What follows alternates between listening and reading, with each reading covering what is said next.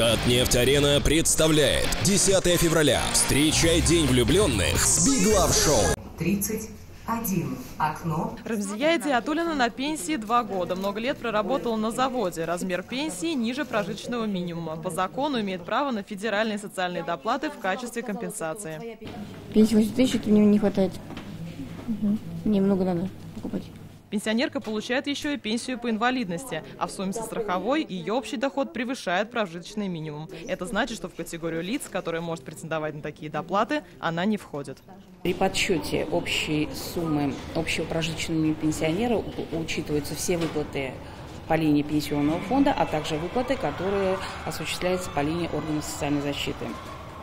И федеральная социальная доплата составляет разницу прожиточного минимума и общего дополнительного материального обеспечения пенсионеров. Федеральные социальные доплаты могут получать только те пенсионеры, размер пенсии которых меньше прожиточного минимума даже со всеми мерами соцподдержки. Если у нас увеличение пенсии произошло в январе 2019 года на 7%, соответственно, пенсия увеличилась на 7%, прожиточный минимум не изменился, 8232, и, соответственно, федеральная социальная доплата уменьшилась. Именно поэтому повышение пенсии многие не заметили. Однако для другой категории граждан выплата увеличится уже с февраля этого года. Федеральные льготники получат ежемесячную денежную выплату на 3,5% больше. Юлия Муратова, Ринат Сафин, ТНВ, Казань.